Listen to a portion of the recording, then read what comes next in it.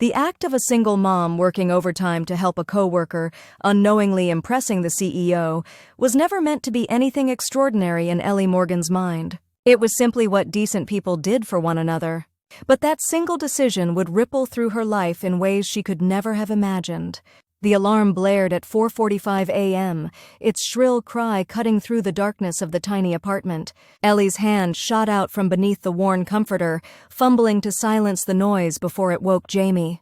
Her 6-year-old son needed every minute of sleep he could get, especially after last night's fever.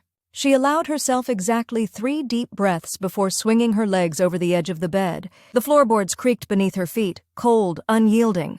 Just like life had been lately. The bathroom mirror revealed the truth she couldn't hide from herself. Exhaustion etched into the fine lines around her eyes, shoulders permanently hunched from carrying the weight of the world alone. 3 years since Mark had walked out, leaving nothing but a hastily scribbled note and a mountain of hidden debt. "You've got this," she whispered to her reflection, the words a daily ritual that sometimes felt like a lie. But she repeated them anyway, because what choice did she have? The kitchen was the unofficial command center of their lives. Sticky notes covered the refrigerator, bill reminders, Jamie's doctor appointments, the school bake sale she somehow needed to contribute to despite working 60 hours a week. She moved through her morning routine with practiced efficiency, lunch packed for Jamie, coffee for herself, medications sorted. Her fingers lingered on the final bill, an overdue notice from the electric company, the amount nearly double what she'd budgeted. The words "final warning" seemed to pulse against the paper. She folded it neatly and tucked it into her purse. Today's overtime pay would cover it, had to cover it. Jamie stirred as she checked his temperature. "Morning, sunshine?" she whispered, brushing back his dark curls. "How's my brave boy feeling?" "Better." His voice was still raspy, but the fever had broken overnight. Relief washed over her. "Mrs. Abernathy will be here in 20 minutes. You know the rules. Rest, fluids, and no video games until my homework's done," he recited, offering a crooked smile that was pure Mark. The resemblance still caught her off guard sometimes. "That's my smart guy." She kissed his forehead. "I might be late tonight. There's a special project at work."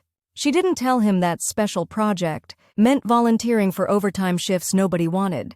Didn't explain that every extra hour meant keeping their electricity on for another month. Westfield Solutions was already buzzing when Ellie arrived at 6:30 a.m. The customer service department, where she'd worked for the past 4 years, occupied the entire 3rd floor of the corporate building. Endless rows of cubicles where representatives like her handled customer calls for dozens of different client companies.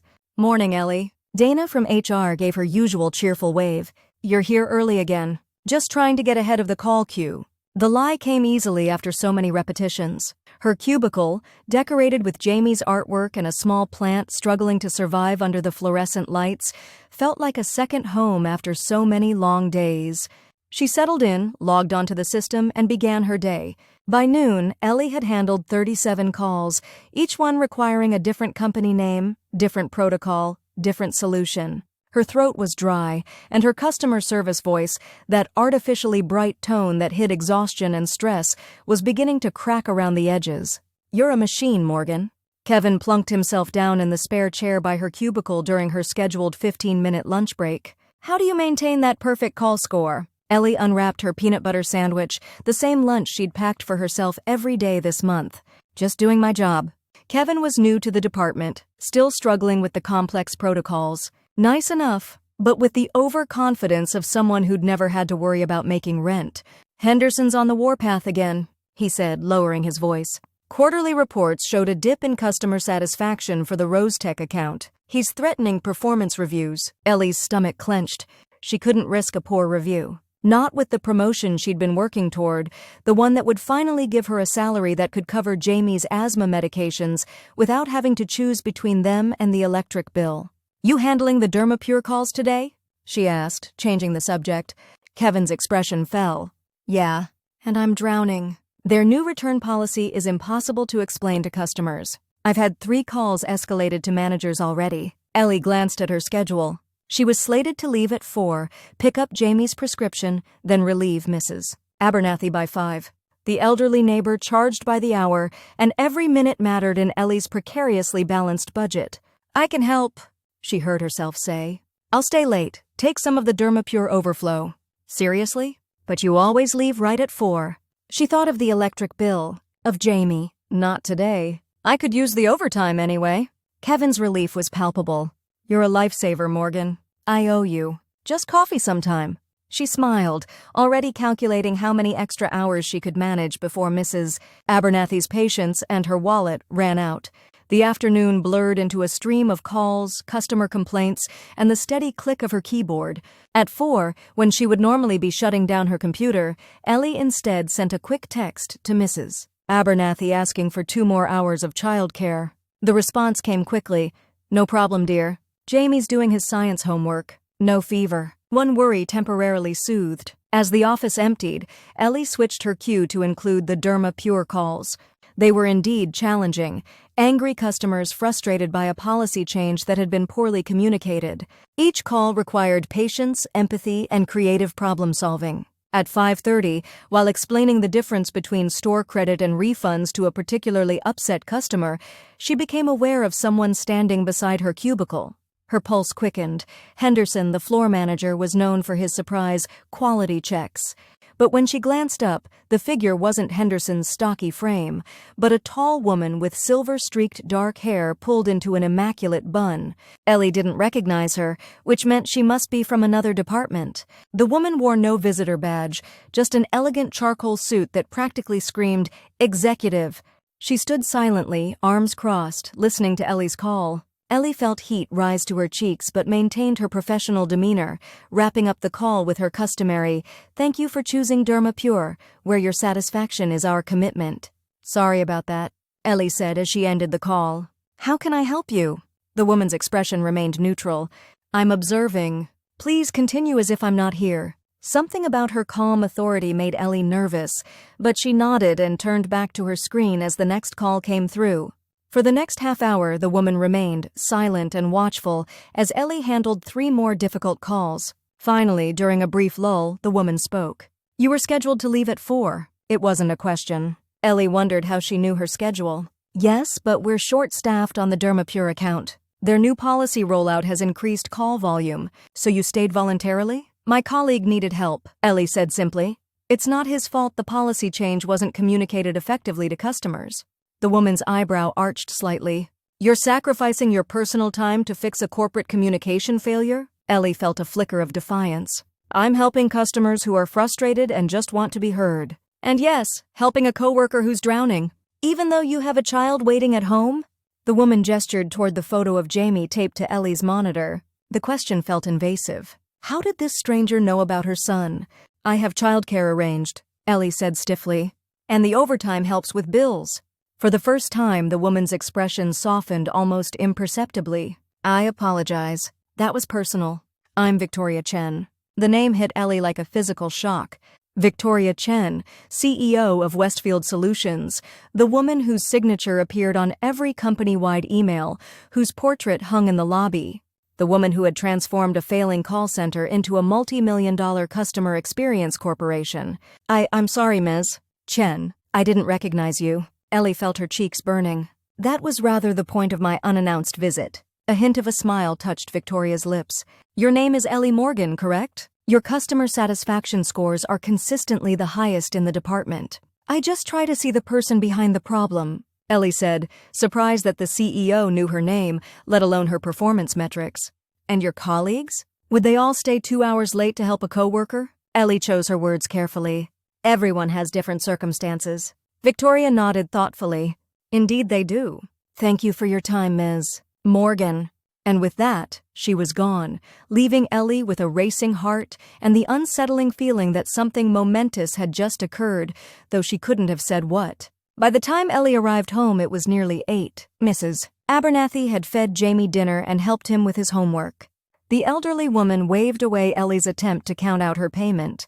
"You can settle up on Friday," she said kindly. "That boy of yours did my crossword puzzle with me. Clever as they come." After Mrs. Abernathy left, Ellie found Jamie already in pajamas, his damp curls evidence of the bath he'd taken without prompting. "Hey, Mom." He looked up from his book. "I took my medicine all by myself. And I made you dinner." "You made dinner?" Ellie followed him to the kitchen where a peanut butter and jelly sandwich sat on a plate, carefully cut into triangles with the crusts removed, just the way she liked it. Something cracked inside her chest. Her 6-year-old son, making dinner for her because she worked late. Again. "It's your favorite." He beamed, proud of his creation. Ellie pulled him into a hug, breathing in the clean scent of his hair. "It's perfect." "Thank you." Later, after Jamie had fallen asleep, Ellie sat at their small kitchen table, staring at bills and bank statements. The overtime would cover the electric bill, but the rent increase notice that had arrived yesterday still loomed. There was never enough, no matter how many extra hours she worked. The chance encounter with Victoria Chen played in her mind. Why would the CEO of a company with over 5,000 employees take time to observe a customer service representative? And how had she known Ellie's schedule, her performance metrics? Exhaustion finally won. Ellie crawled into bed, setting her alarm for 4:45 a.m. Tomorrow would be another day of the same challenges, the same struggle to stay afloat. But tomorrow, as it turned out, would be nothing like she expected. Morning brought the usual rush. Jamie's medication, breakfast, last-minute homework check. Mrs. Abernathy arrived, bringing with her the comforting scent of lavender and fresh-baked muffins. "For you both," she said, pressing the basket into Ellie's hands. "That growing boy needs more than cereal." The simple kindness nearly brought tears to Ellie's eyes. "Thank you," she whispered. At Westfield Solutions, something felt different the moment Ellie stepped onto the 3rd floor. Conversations hushed as she passed. Colleagues glanced her way, then quickly looked away. Kevin intercepted her before she reached her cubicle. "Henderson's looking for you," he said, eyes wide. "And Chen's executive assistant came by your desk twice already." Ellie's stomach dropped. Had she done something wrong yesterday? Said something inappropriate to the CEO? "Thanks for the heads up," she managed, continuing to her desk on legs that suddenly felt unsteady. She had barely logged into her computer when Henderson appeared, his perpetually furrowed brow deeper than usual. "Morgan, conference room C.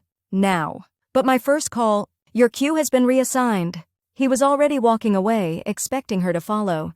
Conference room C was on the executive floor, a place Ellie had never had reason to visit. The elevator ride was silent, Henderson checking his watch repeatedly. "Am I in some kind of trouble?" she finally asked as they walked down a hallway with actual artwork on the walls, not the motivational posters that decorated their department. Henderson's expression was unreadable. "That's not for me to say." He opened the door to a sleek conference room where 3 people waited. Victoria Chen, a woman Ellie recognized as the Human Resources Director, and a middle-aged man in an expensive suit she didn't know. "Ms. Morgan, thank you for joining us." Victoria gestured to an empty chair. "Please sit down." Ellie sat, hands clasped tightly in her lap to hide their trembling. Was she being fired? Had her overtime without proper authorization violated some policy? Victoria's voice cut through her rising panic. "First, let me assure you that you've done nothing wrong." Quite the opposite. The knot in Ellie's chest loosened slightly. "I've been conducting unannounced observations throughout the company for the past month," Victoria continued, "part of a larger evaluation of our corporate culture. What I witnessed yesterday, your willingness to sacrifice your personal time to help both a colleague and our customers, exemplifies the values Westfield was founded on." Ellie blinked, still unsure where this was heading. "More importantly, when I reviewed your performance history, I found a pattern of excellence that has gone largely unrecognized. You've been with us 4 years, correct?" "Yes, ma'am." "And yet, despite consistently top metrics, you've received only standard cost of living increases." Victoria glanced at Henderson, whose expression remained carefully neutral. "No promotions, despite applying for 3 different advancement opportunities." Heat crept up Ellie's neck. It was true. She'd applied for supervisor positions, even a training role, but was always passed over for candidates with more flexibility in their schedules. Victoria turned to the man Ellie didn't recognize. "Robert, would you explain why we're here today?" The man, Robert, leaned forward. "Ms. Morgan, I'm Robert Diaz, Vice President of Customer Experience. We're creating a new department focused on improving customer service protocols across all our client accounts. Based on Ms. Chen's recommendation and your performance history, we'd like to offer you the position of Customer Experience Manager for this initiative." Ellie's mind went blank. "Manager?" "The role comes with a significant salary increase," the HR director added, sliding a folder across the table. along with comprehensive benefits and a flexible schedule that would accommodate your responsibilities as a single parent. Ellie opened the folder with shaking hands. The salary figure made her breath catch, nearly double her current pay. Enough to move to a better apartment. Enough for Jamie's medications with money left over for savings. Don't understand, she finally managed. Why me? Victoria's gaze was steady. Because you embody what we want this company to be. You showed compassion for a struggling colleague and for frustrated customers, even at personal cost to yourself. That's the kind of leadership we need. But I don't have management experience, Ellie protested weakly. You've been informally managing for years, Victoria countered. New hires come to you for help. You've developed training materials without being asked. You've shown initiative in improving processes. She paused. What you haven't had is opportunity. That changes today. The rest of the meeting passed in a blur of details, responsibilities, expectations, transition timeline. When it concluded, Ellie found herself alone with Victoria. There's one more thing, the CEO said, her tone softer than before. A personal note. Ellie waited, still trying to process everything that had happened. 23 years ago, I was where you are now. A single mother working multiple jobs to keep the lights on. One day, someone gave me an opportunity not because they felt sorry for me, but because they recognized my worth. Victoria's professional mask slipped for a moment, revealing something vulnerable beneath. I'm not offering you this position out of charity, Ellie. I'm offering it because Westfield needs people like you in leadership. For the first time that morning, Ellie felt tears threaten. Thank you, she whispered. I won't let you down. I know you won't. Victoria stood, signaling the end of their conversation. Take the day to think it over. Talk to your son. The position is yours if you want it. Ellie left the building in a daze, the folder clutched against her chest like a lifeline. Instead of going home, she found herself walking to the small park near Jamie's school. She sat on a bench, watching mothers with toddlers, nannies pushing strollers, an elderly couple feeding pigeons. The reality of what had just happened began to sink in. Not just a promotion, but a leap into management. A salary that would transform their lives. Benefits that would cover Jamie's medical needs without the constant stress of choosing between medications and rent, all because she'd stayed late to help Kevin. All because Victoria Chen had happened to observe her doing what she'd always done, trying her best, caring about people, working harder than was required. Tears came then, hot and unexpected, a release of years of strain and worry. She let them fall, unashamed, as pigeons scattered and reformed in the autumn sunlight. That evening, she sat Jamie down to explain the changes coming. So we'll have more money? He asked, his small face serious. Yes. And I'll have a new job with better hours. I won't have to work so many extra shifts. Does that mean you can come to my soccer games? The question pierced her heart. How many games had she missed? How many school events had she sent Mrs. Abernathy to in her place? Yes, sunshine. I can come to your games. His face lit up.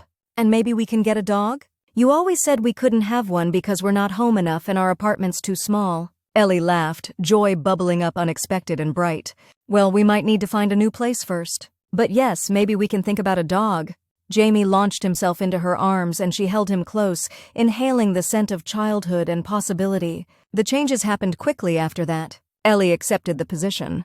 The HR department expedited her paperwork. Within 2 weeks, she had her own office on the 5th floor, a team of analysts to supervise, and a project charter directly from the CEO. The work was challenging in entirely new ways. Instead of handling individual customer problems, she was now addressing systemic issues, analyzing patterns, developing training protocols. Her perspective as someone who had worked the phones gave her insights that more removed executives lacked. Victoria became not just a boss but a mentor, meeting with Ellie weekly to provide guidance and support. During one such meeting, Ellie finally asked the question that had been on her mind. Why were you on our floor that evening?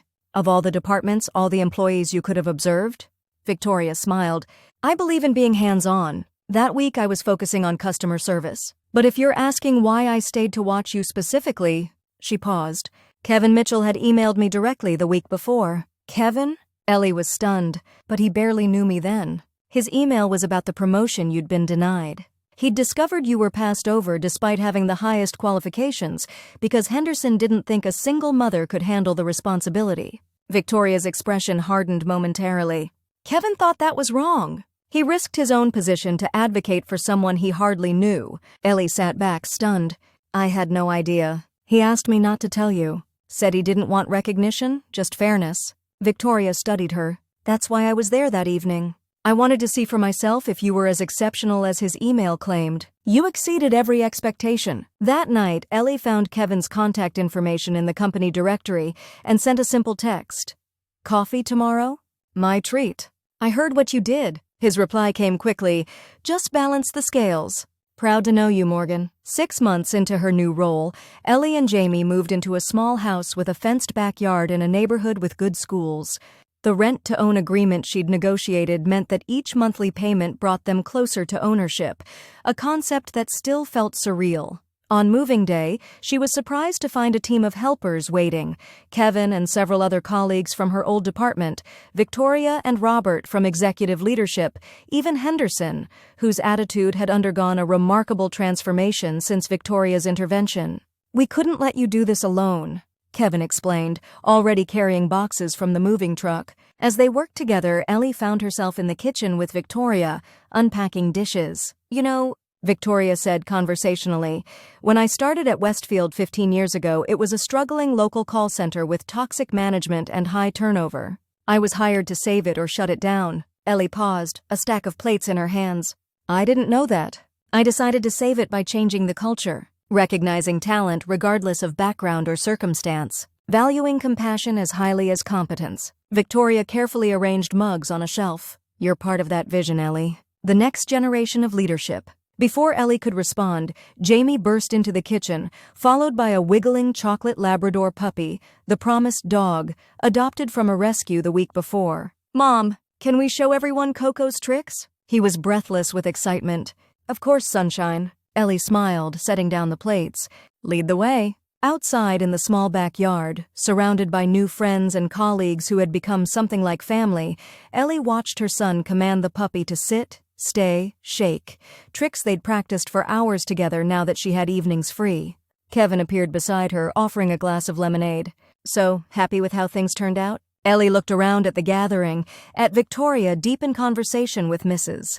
Abernathy, at Jamie showing Robert how Coco could roll over, at the small house that would someday be theirs.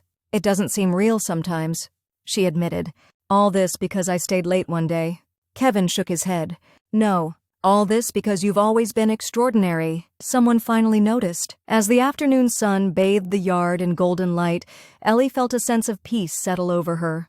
The constant knot of anxiety that had lived in her chest for years had finally loosened. There would be challenges ahead, of course. Single parenthood and career advancement would never be simple, but for the first time, she faced the future with confidence rather than fear. That evening, after everyone had gone and Jamie was tucked into his new bedroom with Coco curled at his feet, Ellie sat on the porch steps of their new home. The neighborhood was quiet, just the distant sound of children playing and the rustle of autumn leaves. Her phone buzzed with a text from Victoria. Leadership meeting tomorrow postponed to 10 a.m. Take Jamie to school first. Another small kindness, another acknowledgement of her whole life, not just her work self. Ellie looked up at the stars. Brighter here than they had been at the apartment. A single mom working overtime to help a coworker, unknowingly impressing the CEO. Such a small moment that had changed everything. Some might call it luck, but as Ellie had come to understand, luck was often preparation meeting opportunity. Her years of excellence had prepared her for that moment when Victoria Chen happened to see her true worth. Inside, Jamie called for one more goodnight kiss. Ellie smiled and stood, ready to answer the call that mattered most. Tomorrow would bring new challenges, new opportunities. But tonight, in this moment, everything was exactly as it should be. The life she had worked so hard for was finally within reach. Not handed to her, but earned through perseverance, compassion, and the courage to help others even when her own burdens felt too heavy to bear. Sometimes the smallest acts of kindness create the biggest changes, and sometimes, just sometimes, the universe recognizes a good heart and returns the favor.